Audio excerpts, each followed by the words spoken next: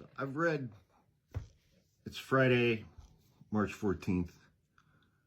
I read a couple of disturbing articles that really angered me yesterday that I wanted to talk about the 2024 presidential campaign.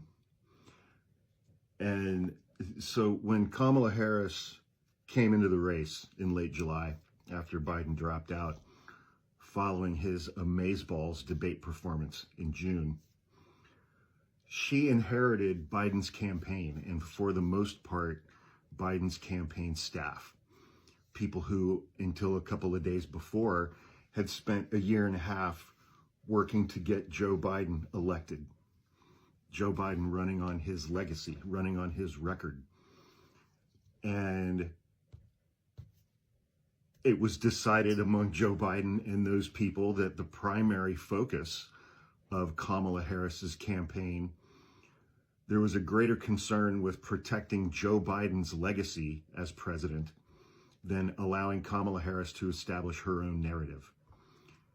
And at one point, he said to her directly, "No daylight, kid."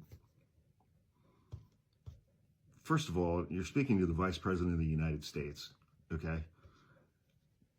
A very accomplished Black woman, accomplished in her own right, over a 30-plus year career of winning every election she had ever run in. No daylight, kid, meaning he didn't want to see any daylight between his record, his legacy, and her and how she campaigned. And this is detailed in an upcoming book called Fight: Inside the Wildest Battle for the White House by Jonathan Allen and Amy Parnes. And it was just like, I mean, as we've seen so many times, man, it's like she was completely hobbled right out of the gate.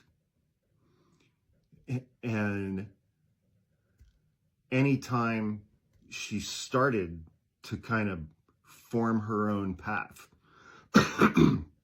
or any people that she had around her that were encouraging her to separate herself from Joe Biden, who at the time was polling in the mid-30s, okay? She got shot down and shut down by people who were loyal to Joe Biden, who were running her campaign, and any people in her universe who were encouraging her to distance herself from Joe Biden. Those other people took that person out. They no longer had access. They were no longer around. They made sure that there were no voices in her head or in her circle that would encourage her to distance herself from Joe Biden, who, again, was polling in the mid-30s. And for Joe Biden himself to look at her and say, "No daylight, kid," is fucking gross, man. And again, it goes completely back to, I've mentioned this several times now because the Dems just keep giving me opportunities.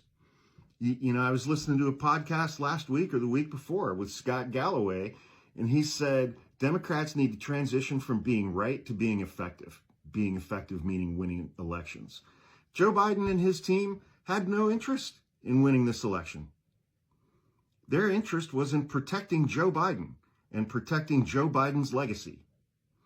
Joe Biden's legacy now is that Donald Trump got reelected, and is now destroying the executive branch of the federal government and pissing off every single ally we have on this planet. That is now Joe Biden's legacy because of shit like this. It's just disgusting, man.